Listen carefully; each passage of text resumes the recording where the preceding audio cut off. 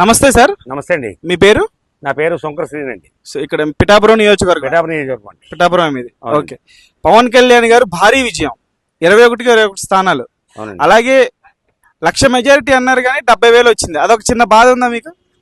బాధ కాదు సార్, పక్క నియోజకవర్గాన్ని పోల్చుకుంటే పవన్ కళ్యాణ్ గురించి తక్కువే. ఈయన నాయకుడు, స్టేట్ నాయకుడు, కానీ పక్కనున్న పంతో నానాజీకి ఈయనకైనా 1000 ఓట్లు ఎక్కువ వచ్చాయి. దాన్ని బట్టి తక్కువ ఉంటారా ఎక్కువ ఉంటారా? ఎక్కువే. తక్కువ అండి. పవన్ కళ్యాణ్ గారు ఒక లీడరు, స్టేట్ లీడర్. ఆ లీడర్ చెప్పి చూడాలంటే 100% ఆయన ఇవాళ 2 లక్షల మెజార్టీతో వర్మ గారు ఇండిపెండెంట్గా పొడి చేస్తే 50,000 వచ్చింది సార్. ఇవాళ వర్మ గారు లేకపోతే పిఠాపురం నియోజకవర్గానికి లేదు సార్. తమ్ముడు ఏమనుకోవద్దు, ఇలా అన్నారు. సీటుని బంగారు పల్లెల్లో ఇస్తానారండి. అలాగే ఇచ్చారండి. అండి నెక్స్ట్ ఇంకోటి, ఇక్కడ నెగ్గిన తర్వాత కాపు అన్న మాట వస్తుందండి. తప్పుగా అన్న మాట, కాపు అన్న మాట తప్పండి. కాపు అనుకుంటే మండపేట ఏమైంది సార్? మండపేట ఎవరు పోటీ చేశారండి? మేగులు జోగేశ్వరరావు. దాని మీద పోటీ చేసింది ఎవరండి? తోట తిమ్మూర్తులు గారు. తోట తిమ్మూర్తులు గారు కాపు, ఆయన చౌదరి. మరి కాపు ఎందుకు పోటీ అండి అక్కడ? ఓకే, ఆ భేదం లేదు కాబట్టి ఈ రోజు కూటమి కూడింది, అందరూ కలిసికట్టుగా విజయాన్ని ఇచ్చారు. కూటమి అన్నది ఓన్లీ తొలి ఫ్లో.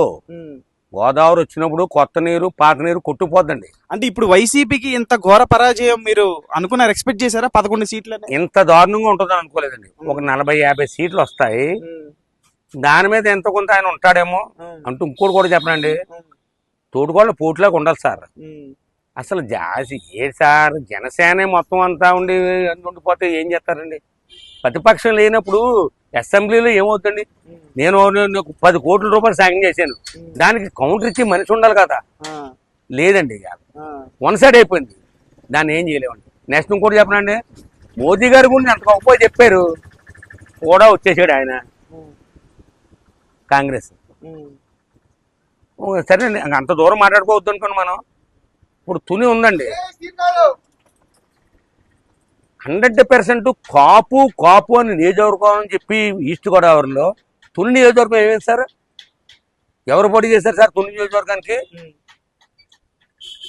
తుని నియోజకవర్గానికి ఒక మినిస్టర్ గారు పోటీ చేశారండి. ఆయన కాపే కదండి. ఆయనమే పోటీ చేసేవారంటే గొల్లలండి. మరి గొల్లలను ఎక్కడ పెట్టండి? మరి కాపు కాపు అన్నప్పుడు మరి కాపుని ఎక్కాలి కదండి. అక్కడ కాపు కాదండి, పవన్ కళ్యాణ్ కాదండి. ఇది కేవలం పిఠాపురం నియోజకవర్గానికి వర్మ గొప్ప, మామూలు దానికి చంద్రబాబు నాయుడు గొప్ప. ఇప్పుడు పవన్ కళ్యాణ్ గారికి ప్రజలు మంచి బాధ్యతను అప్పగించారు, 21కి 21 సీట్లు గెలిపించారు. వచ్చేసిందండి. సో ఖచ్చితంగా పవన్ కళ్యాణ్ గారు పిఠాపురాన్ని ఒక మోడల్ నియోజకవర్గంగా తీర్చిదిద్దుతా అన్నారు. చెయ్యాలండి. సో మీ ఎక్స్పెక్టేషన్స్ ఏంటి? చేస్తారండి. వాళ్ళ అన్నయ్య గారు పోటీ చేశారండి, ఏమీ లేదు. ఆయన పోటీ చేశారండి, ఒక నియోజకవర్గం అవుతుంది, ఏమీ లేదు. మరి ఇవాళ ఆయన నెగ్గారు, హ్యాపీగా ఉంది కదండి. దానికి కావాల్సింది ఏంటంటే మా నియోజకవర్గం పవన్ కళ్యాణ్ గారు నెగ్గారు కాబట్టి విపరీతమైన అభివృద్ధి కావాలి మాకు. దాని గురించి ఆయన ఓట్లేసేవాడు, అది చెయ్యాలి మాకు. ఇంత ఘోర పరాజయానికి గల కారణాలు ఏంటనుకుంటున్నారు? వైసీపీ 11 సీట్లు వచ్చినాయి కదా. ఏదైనా సరే వ్యతిరేకత అండి, వ్యతిరేకత ఉందండి. వ్యతిరేకత అంటే డబ్బుల గురించి మనం మాట్లాడకూడదండి. ఏమైనా సరే ఈ ట్రిప్పు ఇది మార్చాలా ప్రజల మైండ్ లో అనుకున్నారు అంతే అండి. గట్టిగా ఎంత ఆకలితో ఉన్నవాడు వెళ్ళినా సరే 4 ఇడ్లీ చెప్పిన తర్వాత ఒక ఇడ్లీ ముక్క తింటాడు తప్ప, 2 ఇడ్లీ ముక్క 2 చట్నీ మీద తింటాడు తప్ప 4 ఇడ్లీ తినేడండి. అలాగే ఏదో సంథింగ్ చేంజ్ కావాలా. పవన్ కళ్యాణ్ గారు చాలా మంది, ముఖ్యంగా రోజా గారు అసెంబ్లీ గేటు తాకనేమో అన్నటువంటి పరిస్థితి. మరి ఇప్పుడు వాళ్ళు ఎవరు కూడా అసెంబ్లీకి రానటువంటి పరిస్థితి కదా సార్. టీవీలో ఉన్న వాళ్ళ గురించి మనం మాట్లాడడానికి, బయట ప్రజల్లో ఉన్న వాళ్ళు మాట్లాడడానికి కష్టం కదండి. ఇదే పెండుందర బాబు గారు బయటకు కనబడలేదు, వరం గారు రోజు తిరిగారు, ఆయనకి సీట్ లేదు, ఈయనకి సీట్ లేదు. సార్ రాజకీయానికి ఏముంది సార్, ఆ టైంకి తెచ్చేయాలి కదండి. సీట్ తెచ్చుకున్నాడు గొప్పవాడు, ఆ నెగ్గినాడు గొప్పవాడు. ఏంటి నేను చెప్పింది తప్ప?